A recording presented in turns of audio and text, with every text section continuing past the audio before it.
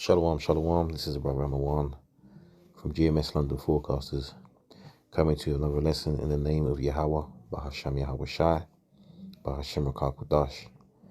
First and foremost, I want to say Barakatah Yahweh, Barakatah Yahweh Shai, Barakatah Yahweh, Barakatah Yahweh Shai, Barakatah Yahweh, Barakatah Yahweh Shai. So, Yahweh Hashem Yahweh Shai for allowing me to do this lesson. I'll give double honors to the apostles and the elders of Great Millstone who rule well, and peace and blessings to the Arkim out there, meaning the brothers, the brotherhood, the brethren that's doing the work, putting out this word in the name of Yahweh Hashem Yahweh Shai. So, as you can see, this is one of the whores of Babylon, man. Not the whore of Babylon, but one of the whores that dwell there, man. This is a high level witch, man. And the reason why I'm showing you this picture, just so you know who I'm talking about before I get to the into the meat of this lesson. And man, this is a high level whore and witch. And there's no reason why I shouldn't call her a whore. She has a song out there that everybody knows about with the other whore, Cardi B. And they call themselves whores in the song, man. So we'll just leave it at that. But she's got another song out now called Plan B, right? Now generally Plan B means, first you have Plan A, right? When you're doing certain things, you have your main plan, okay? And when it doesn't go to plan, you have the Plan B. That's your backup. That's your backup plan, all right? And her song Plan B is really talking. It's not really just talking about what I'm going to get into, but Plan B, when we get to the point, is the name of a medicine. I call it medicine loosely. That is you're able to get through Planned Parenthood, which is an organization in America that deals with, amongst other things, mainly it deals with, it has clinics for abortions, man. So anyway, let me go back to that, man. So let me just show you. So Plan B, it says, what is the Plan B morning after pill? That says it all, It says the Plan B pill works best when you take it within 3 days after unprotected sex. You can get Plan B at your local drugstore or pharmacy. How effective is Plan B? One step and another Lovanorgestrel morning after pills, and other Lovanorgestrel morning after pills. So it says a Lovanorgestrel morning after pill, like Plan B, one step, take action my way.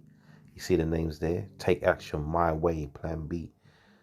Option 2, Preventazar, after pill, my choice. Aftera and E-Contra can lower your chances of getting pregnant by 75 to 89% if you take within 3 days after unprotected sex. See, the problem with society today is, instead of these women being virtuous, man, they're being taught that they should go out there and do what they want, opening their legs, right? And, just having all this unprotected sex. And what if it doesn't work out, you got your Plan B, man, or you got your Plan B, or even your Plan C, which I would call, the abortion, man. All right. Instead of teaching virtue and showing these women to hold on to their virtue until they find a husband, they're not teaching them that. And that's exactly what her song is about, man. I read it was a song steeped in feminism, man. Independent women. There's no such thing as independent women on this earth, because the whole infrastructure of the earth that these women dwell in and have enjoyment in and advantages and privileges in are created by men. So then there's no such thing as an independent woman. Whatever a woman does in this world has been built or made or controlled by men. All right. But here we are. You got this whore, and I'm gonna call her that because she's called, her and the other one, You know, amongst all these other female, so-called female rappers out there. You know, that's what they are, man. And you know, what was I gonna say? Yeah, man. They're high level, man. Witches, and you know how you know that, because they have low skills, man. You know, I used to, when I was younger, I used to, you know, I still listen to some of it sometimes. I'm not gonna lie to you, but when I was young, I used to listen to hip hop a lot, man. And even though back in the days I weren't really listening to the female rappers, because you know they ain't really saying, you know, anything that I want to hear. But still, back in the days, they had more skills, man. Now they're just rapping about being whores, man. Remember, like Queen Latifah, you know, MC Light. Even there was a British one. What was her name again? I can't remember her name now. But she was good as well, man. You know, they had some skills, man. They could rap about stuff, and they didn't have to talk about, you know, being whores all the time, man. So let me just create a quick scripture, because I've been talking for like 5 minutes, man. So you know, so Deuteronomy 23:17 says, "There shall be no whore of the daughters of Israel," right? And also the amount of the sons of Israel, but you know that's clear. But you know, I want to make the point that there shall be no more. There shall be no whores. There shall be no whore. Let me read it properly. There shall be no whore of the daughters of Israel, right? And do you see any other genres of music where you got the women, you know, on mainstream singing about being like that? No, because this is designed to destroy our women, man. To further destroy the family unit, as they've done by many means, with you know, feminism and you know, government assistance not allowing men in the homes, and effeminizing men, and teaching, you know, the Israelite woman that she doesn't need a man. You know, now you got these, you know, you got women, you got girls in universities that aren't even having, you know, aren't even thinking about having children, because they're so young, but advocating and fighting for abortions, and you know, their choice, man. Pro-choice, they call it. All right. So yeah, man. Let me just get into the scriptures, man. That's what we're gonna do now. So Ecclesiasticus in the Apocrypha 26:9 says, "The whoredom of a woman may be known in her haughty looks and eyelids." All right.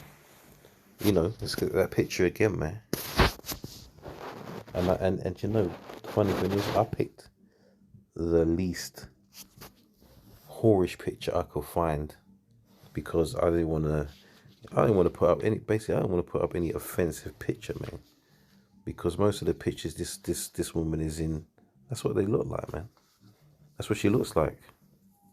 You know, breasts all out and all of that, or showing her off her behind and all of that stuff, man. You know. Um. Anyway, so let's get back to the topic at hand, man, because we're not really talking.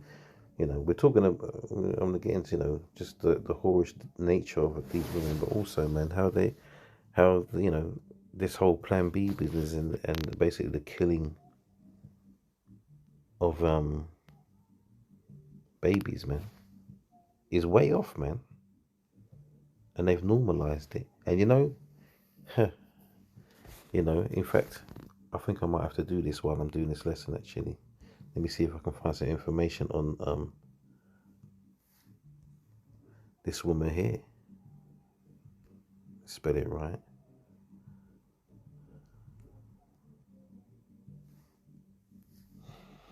So this is Margaret Sanger, right?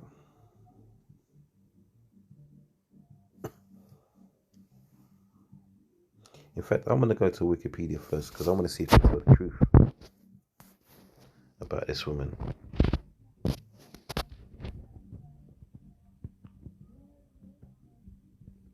So this woman is sorry, let me read it. It says Margaret Higgins Sanger, born Margaret Louise Sanger Higgins, September 14, 1879, September 6, 1966, till September the 6th, 1966, also known as Margaret Sanger Slee, was an American birth control activist, sex educator, writer, and nurse.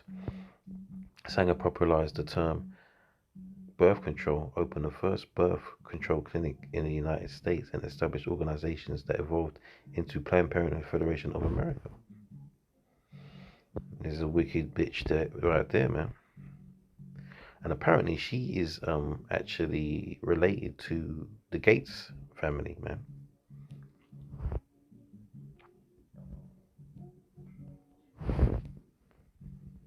See, now they're not keeping it real, man.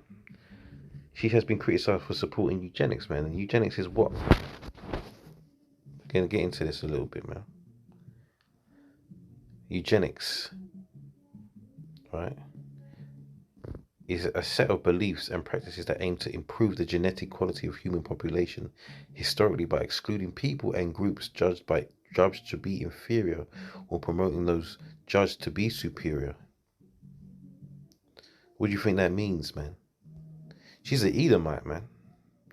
So obviously, it's already known that she deems, the Israelites, man, basically to be superior. This is why this whole thing's created. This is why in the neighborhoods in America, man, the hoods, I should say, these Planned Parenthood clinics are all over the place, man. I don't want to get into this this Wikipedia too much, but I just want to see if they're showing any truth about that.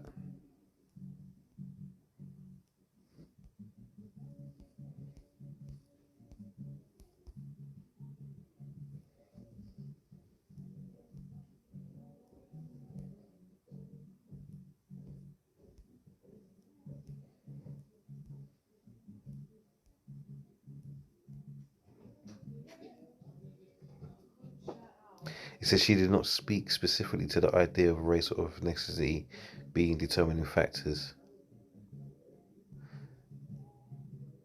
Right? And although Sanger articulated birth control in terms of racial betterment and, like most old stock Americans, supported restricted immigration, she always defined fitness and in individual rather than racial terms. And that's a fuck. I'm gonna say it's a fucking lie, man. You see? Let's see, man. Let me see if I can get some information because I'm not having that, man. See, that's the thing.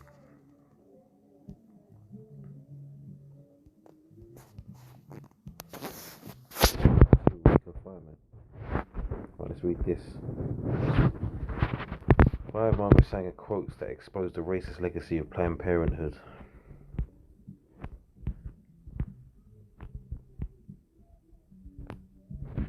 So, right. Number 1, it says birth control itself, often denounced as a violation of natural law, is nothing more or less than the facilitation of the process of weeding out the unfit, of preventing the birth of defectives or of those who will become defectives. If we are to make racial progress, this development of womanhood must precede motherhood in every individual woman and the new race.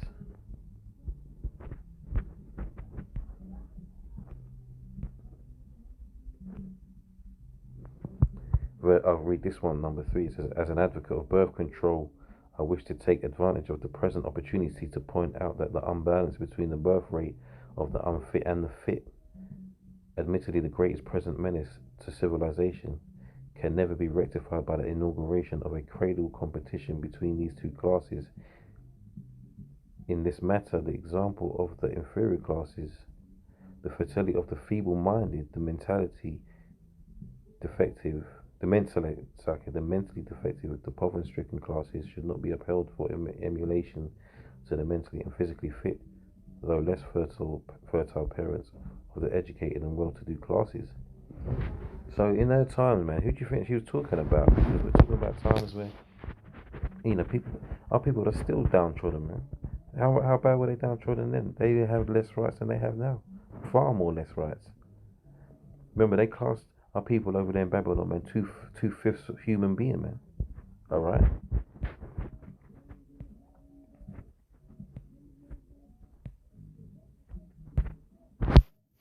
Alright, there's a couple there, but I was trying to find a particular one.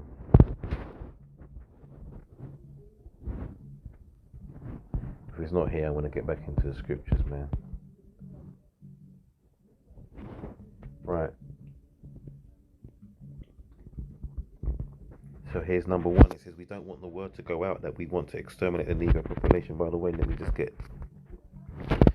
the website here is lifenews.com. 7 incredibly shocking quotes from Planned Parenthood founder Margaret Sanger. So, okay, if I'm reading a bit fast, but I'm trying to get through this so I can get back into the scriptures. I don't want to focus too much on this. I want to hear the word, man. I want the words to come out. So we don't want the word to go out that we want to exterminate the Negro population. In a letter to Dr. Clarence Gamble in December 1939, Sanger exposited her vision for the Negro Project, a freshly launched collaboration between the American Birth Control League and Sanger's Birth Control Clinical Research Bureau. The letter echoes the eugenic ideology still visible within the corporate vein of Planned Parenthood today.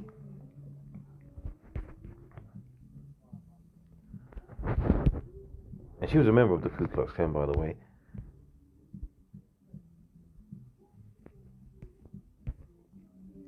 Right, verse number 3 says, they are human weeds, reckless breeders, spawning human beings who never should have been born. Birth control is nothing more or less than weeding out the unfit. Anyway, I was just to say, look it up, man.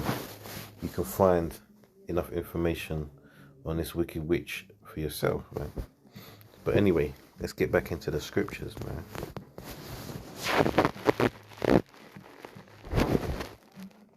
So, Proverbs 6 and 16. These 6 things doth the Lord Yahweh hate. Yea, 7 are an abomination unto him: a proud look, a lying tongue, and hands that shed innocent blood. See, listen. Now, we know that, according to scripture, that reincarnation is real.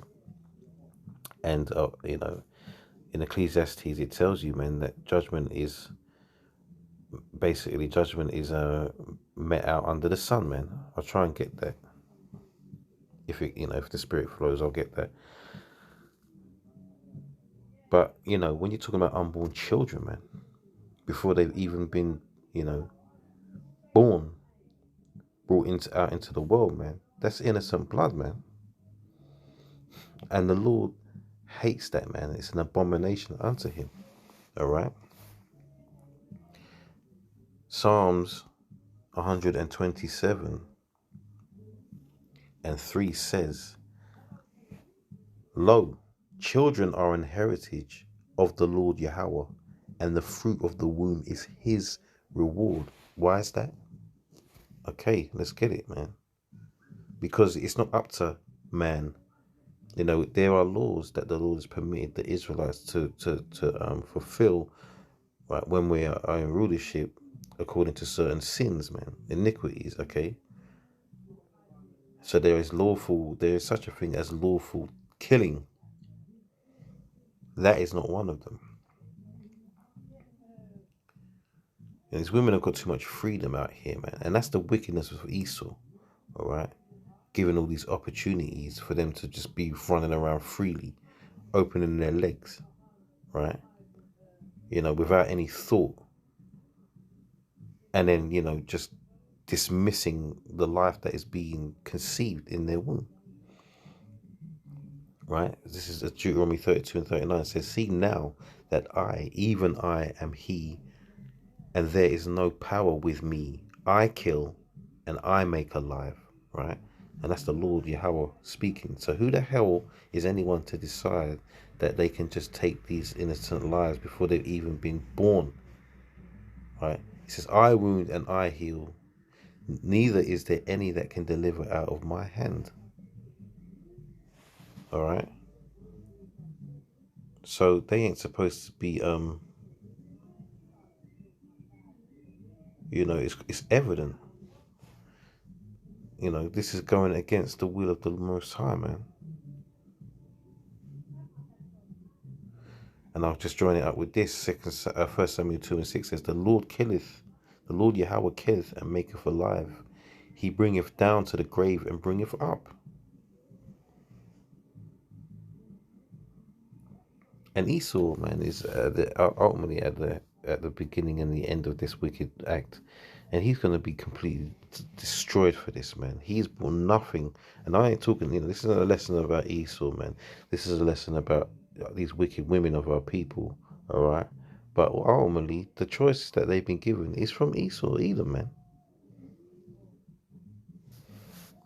Let's jump back into Ecclesiasticus, man.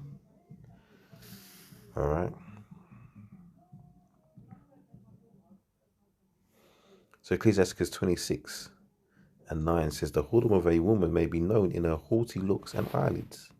If thy daughter be shameless, keep her in straitly, lest she abuse herself through overmuch liberty. And that's a good point, because they got too much liberty, man.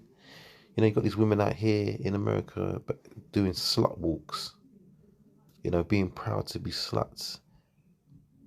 They're what they call hoe phases. They have hoe phases, man, where they're just running around sleeping with any men that they please, and then and after they've done all that, they wanna find a good man, a so-called good man, and after they've been used and abused, rinsed out, they want to use that man for their husband, man. What man in his right mind will want that? And the thing is, when you're in the world, man, and you don't know the understanding of the truth of this word, man, you would accept that.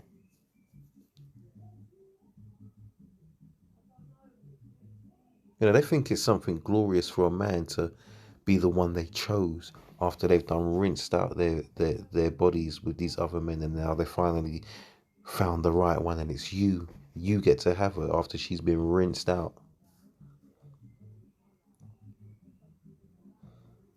It says, verse 11 says, watch over an impudent eye, and marvel not if she trespass against thee.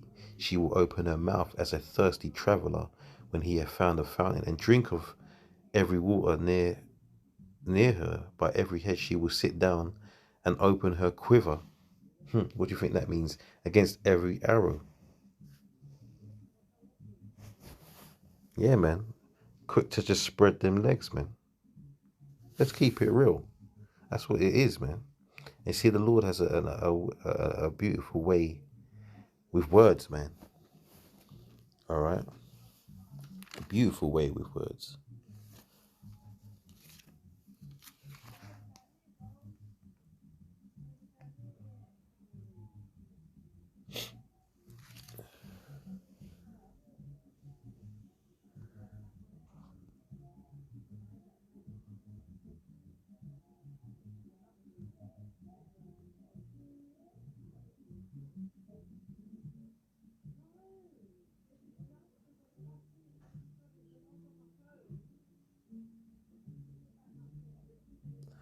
So, like, where is that one?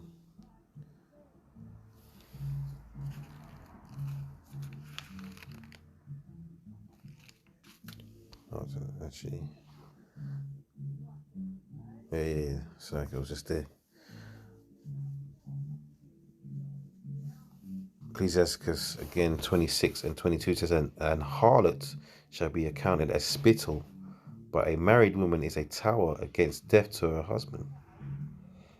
Now, in the old world, man, you weren't marrying a woman that was already had men and had kids, children, so like, and been ran through by all these men. You're looking for a virgin, man, an unbetrothed woman, man. That's what you're looking for. A decent, a young enough age where, because women are prepared for that physically, younger than you would imagine in this, when you look at how this world operates now. And that's shocking to people. I'm not going to get into all of that, but that's the truth of the matter, man. Even like 100 years ago, maybe 150 years ago, probably even less than that, women were getting married young and bearing children, man, because they weren't having to go out to work and be independent and all this crap. their role was to be a helpmeet for their husband, as its scriptures teach, and raise the children and take care of the home, man. All right. Verse 25: a shameless woman shall be counted as a dog, but she that is shamefaced will fear the Lord. And these women don't fear the Lord, man. They don't fear anyone.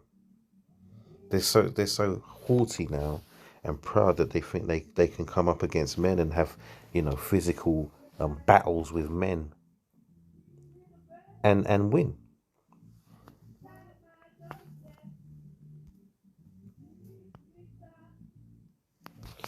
So Job 31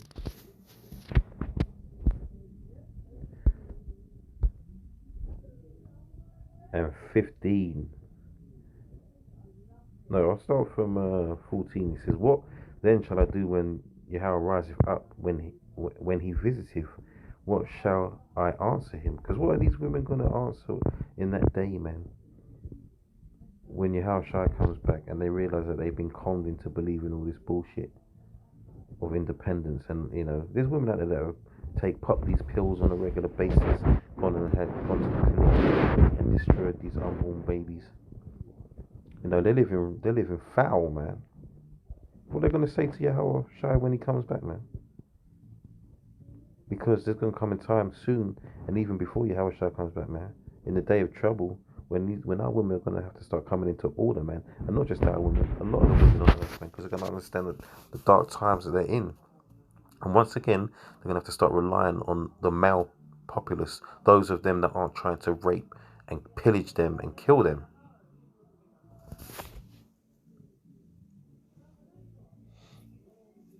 I should have tried not to say the R word, to be honest, because you know how YouTube stays, but I've said it now, so Lord willing, they don't try and catch me out on that one, but I'm just saying it how it is, man.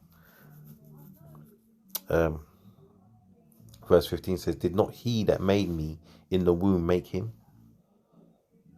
And did not one fashion us in the womb?" We read, man, the Lord killeth and the Lord maketh alive, man. All right. So all of this, thinking that you can just take these innocent lives, man, for the sake of what? And their arguments are always the same. They're lame, weak arguments, man. What they're really arguing when it comes to doing these things, taking these Plan Bs and these, the aborting business, they're arguing their freedom to just be sluts.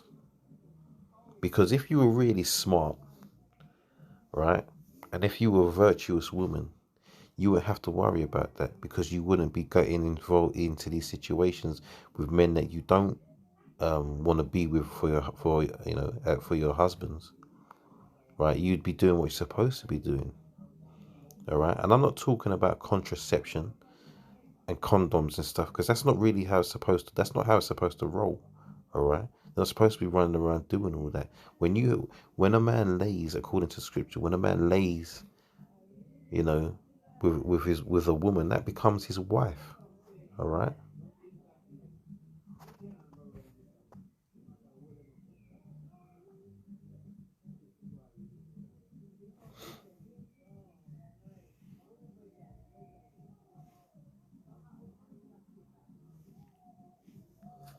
Lamentations 4:3 says, "Even the sea monsters draw out the breast. They give suck to their young ones. The daughter of my people is become cruel, like the ostriches in the wild." They're cruel, man. They have no, the empathy is gone. Now, if you want to, you can find this Megan Thee Stallion's lyrics online and just read them for yourself, man. It's nothing but vile, whorish behavior. I could have put it up on here, but I don't want to do that. Look for yourself if you want to do that.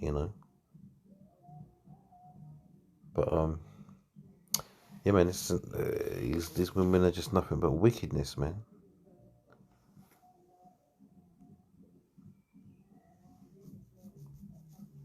And they're being helped along by Esau. And what I don't understand, this is all part of Esau's plan, man. That lowering the population, that population control. The more women you're teaching to just be whores and take plan Bs, the less children are going to be on the earth, man. Now you look at China, for example, man. What did they do? They limited the births to one, and they wanted it to be men. How stupid can you get? Now they're crying out for people to start having more children, and they want to make sure they're girls. Now the population is old. They might have a billion people there, but how many old people have you got there, man? Your population is dwindling. That's what happens in a society that does not produce, or even a race that does not produce its children, man. You end up having an older population, and eventually your population will lower because there's no regeneration going on, man. Isaiah 32:9 says, rise up, ye women that are at ease. Hear my voice, ye careless daughters, give ear unto my speech. Many days and years shall ye be troubled, ye careless women, for the vintage shall fail, the gathering shall not come. Right? That vintage, what the times of old, man, are going to be failing you. These times that you enjoy now will soon be vintage. There will soon be times of old where you'll be wishing that you had this freedom that you have now, man, because that's going to be taken away from you in the times of trouble.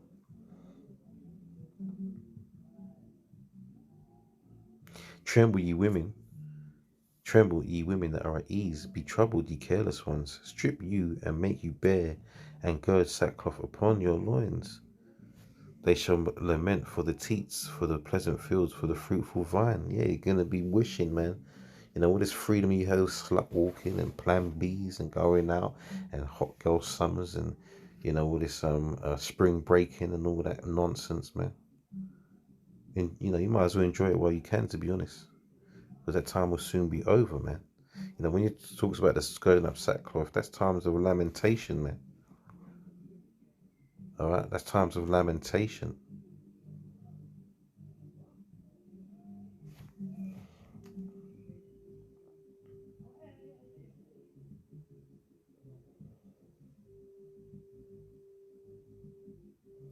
So, yeah, man. There's so many more scriptures I can get on these women with, but, let's leave it at that, They're just, the degradation is getting deeper and deeper. It'll be not interesting, so to speak, but the next level of depravity that this woman and the rest of the cohorts, these so-called female rappers, man, come out with. Let's see how low they can go, man. You remember that WAP? You remember what that one was talking about? The song introduces itself with them saying, "There's some whores in this house." I mean, how deep can you get? How deeper in wickedness can you get than that, man? And then you got young girls out there of our nation singing that shit, amongst the other nations too, man. But man, we don't care about the other nations, man. All right, we care about our women, man. They're running around calling themselves queens, man. All right, the word queen, if you look at the old word. Yeah, let me quickly get that and I'll close out, man. This is what these women are talking about. That's what they're calling themselves, man.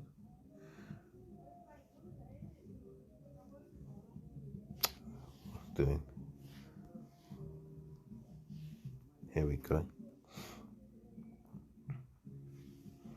It says queen, young, robust woman. Also female serf, hussy, prostitute.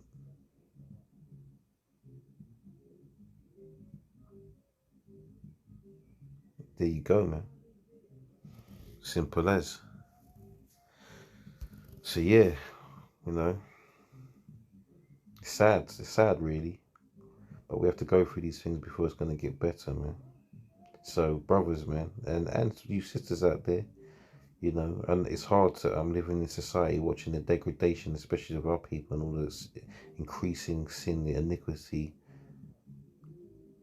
In fact, let me get that.